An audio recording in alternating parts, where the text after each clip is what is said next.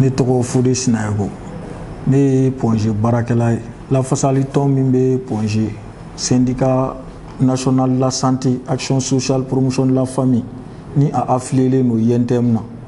ne ye o mɔgɔ ye u ka secrétaire aux revendications ni o ye bon syndicat ba min fɛnɛ bɛ n'o bɛ kuma ministre so saba tɔgɔ la n'o ye santé développement social ani promotion de la famille ni o syndicat fɛnɛ kɔnɔmɔgɔ ye o secrétaire à l'organisation ye syndicat dɔ bɛ yen a bɛ farafinna bɛɛ kun kan a bɛ taa farajɛla fɛnɛ n'u b'a fɔ ko international service public ISP o fɛnɛ mɔgɔ ye ni o secrétaire à la mobilisation des jeunes ni o fɛnɛ ye. Voilà, moi y'a mɛn ko baarabila dɔw bɛ Ponge yan donc an nana ka na ɲininkali kɛ a ko bɛ cogo di i ka ɲɛfɔli kɛ ka jama kunnafoni. D'accord an ce an baraji a ka wulikajɔ la ka na kunnafoni jɛlen ɲini a bɛ depuis ntɛnɛndon papier dɔ sera fonction publique mɔgɔw ma k'a fɔ ko Ponge comité syndicat national de la santé ani Sinatrasi k'u bɛ grève la papier signera mɔgɔ min fɛ a tɔgɔ ye ko docteur Guida Landouri syndicat national de la santé tɔgɔ la n bɛ fɛ ka min fɔ fɔlɔ yanni ka don grève kɔnɔ kuma la o ye k'a yira aw la k'a fɔ ko docteur Guida Landouri ti syndicat national de la santé mɔgɔ ye a fɔlɔfɔlɔ ye mun ye grève min yɛrɛ bɛ ka kɛ c'est illégal parce que fonction publique ye docteur Guida Landouri jaabi k'a fɔ ko ale Guida yɛrɛ Landouri ko a kana ni prévu dɔ ye c'est-à-dire min b'a yira k'a fɔ ko syndicat national dɔ bɛ Ponge yan ale ye min secrétaire général adjoint ni fonction publique ka lettre donc ni o prévu ma sɔrɔ a bolo k'a fɔ ko grève in tɛ ale ka département ti ka préavis de grève minɛ donc pour vous dire d'abord k'a fɔ bɛɛ ye ka jɛya bɛɛ ye maa min ye préavis de grève si k'a fɔ ko Ponge comité syndicat national de la santé faralen bɛ syndicat wɛrɛ kan ko ka grève kɛ o kuma in tɛ tiɲɛ donc n bɛna n da don grève yɛrɛ la ani grève kɔnɔ kuma la ni syndicaliste bɛ préavis de grève déposé i mago bɛ min na a bɛ fɔ ko n'i bɛ ka 20 ɲini tuma dɔw la i bɛ taa fɔ dɔrɔmɛ 100 la ni tɛrɛmɛli kɛra i bɛ 20 sɔrɔ donc grève in yɛrɛ kunba ye mun ye Guida Landouri yɛrɛ bɛ k'a fɔ ko ale ye maa min ka dakan ye n'o ye Fuseni Kulubali ye ko Fuseni Kulubali de mitera ka bɔ Ponge kɔnɔ donc Fuseni Kulubali yɛrɛ fɛnɛ tɛ syndicat ye a tɛ syndicat la mais syndicat national de la santé militant don mais syndicat yɛrɛ tɛ parce que renouvellement wagati mana se k'a fɔ ko ka bureau yɛlɛma INTM de bɛ papier ci a ka syndicat nationaux ma syndicat nationaux fɛnɛ bɛ papier ci n kɔ tuguni ka taga comitéw bolofara la u sigilen bɛ yɔrɔ o yɔrɔ ka taa Bamakɔ kɔnɔ yan ka taa fo région kɔnɔnaw la cerclew la u ka comité bɛ fan o fan donc an y'o papier de sɔrɔ Ponge kɔnɔ yan k'a fɔ k'an fɛnɛ k'an ka bureau renouveler ni syndicat national de la santé bɛ élection kɛ lettre wɛrɛw bɛ kɛ min bɛ kɔn élection papier ɲɛ pour que ka élection yɛrɛ cadrer donc Ponge n'i ye Ponge ta k'a jateminɛ syndicat 4 de bɛ Ponge syndicat 4 fo o fɛnɛ ka faamuya syndicat fɔlɔ o ye syndicat national de la santé action sociale promotion de la famille olu ka comité bɛ yen a n'o affilié no INTM na u ka siège ye bourse travail o kɔfɛ Sinatrasi bɛ syndicat des travailleurs sociaux sanitaires olu affilié no CSTM na u ka siège quartier du Fleuve la o kɔfɛ Simema bɛ a syndicat des médecins c'est un syndicat autonome o fɛnɛ bɛ Ponge kɔnɔ yan o kɔfɛ Sinakam bɛ a syndicat des cadres médicaux o fɛnɛ ye syndicat autonome o fɛnɛ bɛ Ponge kɔnɔ yan donc élection min kan ka kɛ élection jumɛn don syndicat national de la santé ka élection de don donc o kɔrɔ ye mun ye syndicat 4 tɔ min bɛ yen o mɔgɔw man ka ye élection kɛyɔrɔ la donc a bɛ i komi Mali bɛ fɛ k'a ka président sigi kɛ dɔ ka bɔ Côte d'Ivoire k'a fɔ k'i bɛna voter Mali ka président sigi la ni Côte d'Ivoire papier donc o tɛ se ka kɛ donc tuma min na bureau national mɔgɔw nana k'u bɛna Ponge élection superviser u y'a sɔrɔ salle falen don syndicat wɛrɛ mɔgɔw la minnu ti syndicat national la santé u b'u ti ka élection kɛ o cogoya la fo o mɔgɔ ninnu ka bɔ salle kɔnɔ k'a dan u ka militants dɔrɔn ma mɔgɔ caman y'a confirmer salle kɔnɔ k'a fɔ ko olu ye syndicat wɛrɛ mɔgɔ ye mais olu kelen tɛ donc comme bɛn ma se ka k'a la mankan cɛyara olu tagara u y'a fɔ k'u bɛ bureau sigi in to don wɛrɛ la u tagara o kɛra le 10 mai maintenant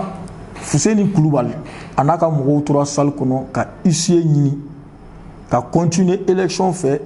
bureau national superviseur u tagalen kɔfɛ ko ale yɛrɛ b'a ka syndicat sigi a tilara u ye papier ci bureau national ma ni huissier ka constat ye ka taa n'a ye bureau national mɔgɔw ko k'a fɔ olu tɛ se k'a fɔ k'u bɛna a reçoit i n'a fɔ secrétaire général parce que u ma tila u ka bureau sigi tɔw la olu mɔgɔw bɛ fan bɛɛ fɛ donc ni tila kɛra tuma min na u bɛ lettre ci a ma mais a ma o lamɛn a continuera k'a ka syndicat baaraw kɛ Pongé kɔnɔ a bɛ a ka papiers signé a b'a ka réunion kɛ fɛn fɛn ka di a b'a kɛ comme syndicaliste donc papiers cira a ma fɛn bɛɛ fɔra a ye direction yɛrɛ ye papier ci fɔ bureau national nana dimi lettre caman caman cilen kɔfɛ k'a fɔ olu tɛna se k'u da don a tɔgɔ la tuguni ka Fuseni yɛrɛ suspend fo ka taa se congrès ma congrès ye fɛn dɔ de ye ale de bɛ syndicat bɛɛ sanfɛ donc san 5 o san 5 syndicat bɛɛ b'i ka congrès kɛ donc o congrès mana décision ba minnu ta olu de bɛ appliquer fo ka taa se congrès wɛrɛ ma bon problème fɛn fɛn mana kɛ syndicat ko kɔnɔna la fɛnɛ olu de b'a bɛɛ ɲɛnabɔ fo ngo tuguni parce que foyi t'o sanfɛ maintenant ko Fuseni ka ko olu tɛ se k'u da don a la fo ka taa se congrès wɛrɛ ma lettre cira ngo tuguni Pongékaw ma k'u ka segin ka bureau sigi filanan kɛ bon an seginna ka na o bureau sigi filanan na bureau ma se ka sigi tugun k'a sababu kɛ o kɛlɛ kelen ye bon o filanan bɛ kɛ wagati min na o y'a sɔrɔ Fuseni yɛrɛ tɛ Bamakɔ bilen Fuseni tun taara Benin k'a taara formation atelier de formation dɔ la Benin donc a ye kalo kelen kɛ à peu près bureau sigi bolodara ale kɔfɛ k'a to yen minnu donna salle la kɔnɔ Fuseni Kulubali tɔgɔ la olu de ko mɔgɔ wɛrɛ tɛ kɛ candidat ye ni Fuseni kelen tɛ fɔlɔ sariyaw b'a yamaru n'i tɛ salle kɔnɔ i tɔgɔ man ka fɔ bureau sigili la hali i man ka voter ni procuration tɛ jango k'a fɔ ko ka e tɔgɔ kɛ bureau la donc o fɔlɔ la a fɔr'u ye k'o tɛ se ka kɛ filanan ye mun ye Fuseni tun suspendé no bureau national yɛrɛ fɛ ka d'a ka kɛwalew kan donc a fɔra Fuseni tɛ se ka don kalata la ni mɔgɔ wɛrɛ bɛ yen u k'o tɔgɔ di donc tendance min bɛ salle kɔnɔ o don o tun ye Karim Traoré o ka bureau papier dira bureau national mɔgɔw ma bureau kɔrɔ démissionnelen kɔfɛ donc Fuseni ka mɔgɔw ma sɔn ka mɔgɔ wɛrɛ bɔ u ye mankan ci ko élection tɛ kɛ bureau national mɔgɔw ka minɛn cɛ u tagara tugun u taalen ko sisan Pongé ko gɛlɛyara an tɛ se ka segin ka taa Pongé tuguni k'an bɛ taa élection wɛrɛ kɛ donc an b'o Pongé problème yɛrɛ to yen ni congrès ye min fɔ Pongé problème na donc ala nana kɛ congrès waati sera an taara congrès kɛyɔrɔ la mais yanni congrès fɛnɛ cɛ conseil national bɛ yen o fɛnɛ ye syndicat ka instance dɔ ye donc mɔgɔw nana problème posera Pongé bureau sigi rapport kalanna bureau sigi tɔw fɛ min kɛra a ɲɛfɔra conseil national mɔgɔw bɛɛ y'i prononcé mɔgɔw taara vote la conseil national ko san kelen Fuseni suspendra n'i y'a ye Fuseni ma sɔn ka sariya bonya ça veut dire que Fuseni mago tɛ syndicat la mago tɛ syndicat sariya la fɛn o fɛn n'i ma sariya bonya c'est que i mago t'a fɛn na donc sariya tɛ fɛn o fɛn la o baganjɛ olu ko yan'a ka dan congrès kɔnɔna ma olu y'a kɛ san 5 ye donc conseil national bannen an taara congrès la congrès fɛnɛ ye o décision ye entériné maintenant Fuseni yen nɔ a y'a ka légalité perdue a y'a ka légitimité perdue k'a ta o la fo an filɛ yɔrɔnin min na fo ka taa se congrès wɛrɛ ma Fuseni Kulubali tɛ se ka kuma syndicat national la santé tɔgɔ la Fuseni tora o kɔfɛ a ka syndicat kow de la a ma sɔn k'a dabila d'abord a taara cachet dilan ka na a bɛ sɛbɛnni kɛ a bɛ cachet sigi a ka papiyew kan syndicat national tɔgɔ la lettre 2 cira a ma syndicat national ɲɛmɔgɔw fɛ k'a fɔ a ye k'a kana non seulement u ka syndicat tɔgɔ fɔ ka baara kɛ n'a ye a kana cachet dilan u ka syndicat tɔgɔ la fɛnɛ ka o kɛ a ka papiyew kan lettre fɔlɔ a m'u jaabi lettre filanan a y'u jaabi k'a fɔ k'u tɛ se ka ale bali k'a ka syndicat baara kɛ surtout k'a ka cachet utiliser donc o y'a sɔrɔ syndicat national la santé secrétaire général Mangɛnɛ a dalen tun bɛ bana la mais a ka adjoint tun bɛ yen n'o ye docteur Maintenant, il est professeur Ousseinou Diawara. Il est également secrétaire général de l'Odonto. Donc, Odonto, secrétaire général Ousseinou Diawara. Au Bekofe, point G, Tigase ka barake, domi manouja, ou be wuli ka damne banabato nye, domi manouja, ou ba foko barateke, direction te do, banabato te frake, ko tiara, mangan tiara, direction ma. D'abord, direction et ministère écrit, ministère et inspection de la santé blakana. Inspection de la santé nana kanaka, inspection ke, kanaka feun ke ka laje, ou lui recommandation ke. Aux recommandations suite là, président de la République mi bora na no ni Ibrahim Bokar Keita ale lettre ci premier ministre ma ko recalcitra mun be ponge ko ka fere ke ku sanctionner. Donc lettre ci la premier ministre fene lettre takati ministre de la santé ma. Lettre ci le ministre de la santé ma. Sambaso de ministre la wakati professeur Sambaso. Ale ko sigi ka forme fait on fait ban kele tout ce ko ban. Donc, allez maçon à sanction ta, allez toujours ni ce qui a fait en trois jours negena. Faut qu'on a ces watila, wati mina ni bara irrégulière point j'ai fait bara tika kebli. Presque kunyo, moko mumba no fait, fusé no fait, ano lubebo, ou moko bali kuka barake. Donc, directeur segena, directeur fene papier chi, ministre soma, ko ka fere ke ka fusé ni klubal blairo là pour que moko sika barake la fia konnala. Tu vois, il y a banabato frake yoro de yante manganke yoro. Donc ministère fait décision ta ka fuzin bla gouvernorat ka disposition. Au courant mouy centre de référence ou B gouvernorat bolu gérer c'est ce comme be gouvernorat d'abolu mala donc gouverneur se ka bla ka au yoro ndola. C'est comme ça qu'il a été mis à la disposition du gouverneur. Donc fuzin takale fuzin no fait mo be toujours au de wulila mangana. Oui, sitting ou que préavis de grève ou déposé un grève ou doque si ça grève ou d'offre d'amener lundi au Bambi. Donc Fusenga sigili kola Fusenga mutation kola ani Fusenga secrétaire général la syndicat qu'on a là oui. Maintenant ne faux document d'obé ka be attesté. Vous voyez, j'ai déjà fait les copies pour vous. Donc ni barabana ne be copie di auma. Je klinglen di aubema. Donc Fusenga mala min tumbe ka fo oyeni maintenant ko préavis de grève mbe 600 ouye men dado kuma ba damadolo ye mi fo folo ouya fo ko prime de garde te sera pongé à délai là ko pongé risourne te sera à délai là ko plateau technique may pongé directeur e plainte do ou kama ko plainte manga do syndicaliste kama donc ko directeur ka plainte retiré folo ani fene ko barakela contractuel munu be sera pongé recette propre kan ko lu fene ka sera be retard ta mena mi fo o revendication nuna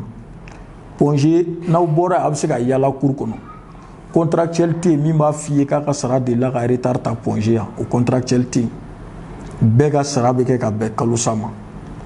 mun gele abe pongé kan o ye prime de garde ani ristourni gele abe pongé kan comme abe docteur chama mais boulofa be pongé ta kan kada fin damado kan fin folo e mui o coronavirus nali en fait mal pongé de choisira ko pongé ka ijo a kele nyema ka kele nyefelata donc banabato be la dairom na ayoro bilibili famba kera pongé donc banabato folo mi yira a yira pongé a sur le coronavirus ko ma famia bana donné pongé be bana pongé la bana bato tina furakel la pongé tout bebe tayrore donc pongé recette chitera flana président koro min tarano Ibrahim Bokar Keita ali kunye programme do bla singa ku programme d'urgence présidentielle de la santé avec a yoro glan et Gabriel Touré radio laje ka urgence laje a intervenir ayi ou programme ni nana en fene faire un bloc opératoire datugura programme fait ça avec 100 kilimbo bloc ou te ka barake un radio au fene datugura ou ka programme ni meka barake urgence me pongé kono urgence fene datugura au fene be programme d'urgence présidentielle au bâtiment be chantier là minen kuro nana donc so nous kanga labe pour que nous me se ka sika kono chuwa amna donc au fene pongé recette chité ka fara sansaba labai olu yɛrɛ donna syndicat ko kɛlɛ min na donc an ka ressource ni sɔrɔli gɛlɛyara an ma a date la prime de garde fɛnɛ sɔrɔli gɛlɛyara an ma a date la maintenant u ko directeur wele tribunal la parce que k'u ye grève kɛ non directeur mu wele tribunal la k'u ye grève kɛ parce que olu tɛ syndicat yɛrɛ jango k'a fɔ ko k'u wele tribunal la k'u ye grève kɛ u ye jɔlɔkɔ don da la ka directeur séquestré u bɛ taa Facebook sanfɛ u bɛ a fɔ ko directeur ye wari suɲɛ directeur ye nin kɛ directeur ye nin kɛ donc directeur ye ale yɛrɛ tɔgɔ la ka plainte don u kama pour diffamation pour séquestration et outrage à une autorité légitime qui est lui directeur qui représente l'État. Donc directeur est plainte donc ou comment une code d'amado de là. Bon, malgré le tribunal là où est syndicat oui. Ou quoi préavis qu'on a fait ko ka fusé na segna parce que ko secrétaire général donc administration ko fusé ni agent simple de parce que papier be tira oluma congrès banin ko fait ka fo ko fusé ni syndicaliste donc fusé ni mitele avec komi ni barakela ika barak mogo mi me mogo ta barala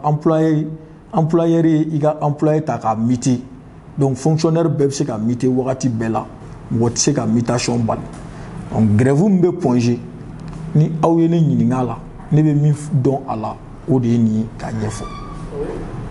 Ok, merci Ismaël. Merci. Ɲininkali dɔ bɛ ne fɛ i y'a dɔn fuseni dɔ fɛ bɔ n'i y'a jateminɛ est-ce que a mɔgɔ ka ca jama b'a nɔfɛ wa minnu bɛ ka baara bila tan tɔ o bɛ na ni ɲininkali filanan ye est-ce que u kɛlen ka baara bolo da est-ce que a y'a nɔ ye Gabriel Touré banabagatɔw tali la est-ce que point G banabagatɔw est-ce que a y'a nɔ ye o tali la président Sanzi la le pasteur. D'accord n cɛ i ka ɲininkali la point G baarakɛla ye mɔgɔ 600 ani dɔɔni dɔɔni b'a jɛ mɔgɔ 700 la n y'a f'i ɲɛna n ko point G syndicat 4 de bɛ yan donc sisan Fuseni nɔfɛ mɔgɔ minnu bɛ yen dɔgɔtɔrɔ baara bɛ i b'a fɔ ko chaîne de ni dɔgɔtɔrɔ nana a b'a sigi ka banabaatɔ lajɛ yanni banabaatɔ ka se dɔgɔtɔrɔ ma d'abord depuis guichet la donda la a kan ka billet ta yen nɔ n'a ye billet ta a bɛ taa se secrétaire de ma fɔlɔ secrétaire b'a tɔgɔ sɛbɛn ka sɔrɔ k'a ladon dɔgɔtɔrɔ kan dɔgɔtɔrɔ b'a lajɛ ka ordonnance sɛbɛn k'a di infirmier ma major bɛ service kɔnɔ donc major bɛ ordonnance lajɛ banabaatɔ bɛ taa fura san infirmier de bɛ pikiri kɛ banabaatɔ la olu de bɛ sɔrɔmu kɛ olu de bɛ furakɛli kɛ olu kɔfɛ manœuvre de fɛnɛ bɛ olu bɛ banabaatɔ la da dayɔrɔw la olu bɛ banabaatɔ kɔrɔlaw la dilan olu bɛ fɛn misɛnnin caman kɛ service kɔnɔ donc a bɛ komi chaîne ni dɔ tiɲɛna a bɛ se ka jɛngɛli se dɔ ma donc o kɔrɔ ye mun ye mɔgɔ minnu bɛ grève la bi Fuseni nɔfɛ oui jama ka ca jama b'a kɔ parce que a ko kɛra cogo o cogo bureau yɛrɛ kelen membre bɛ taa 48 personnes na ka sɔrɔ ka se commission de contrôle ma commission ma Fuseni ka bureau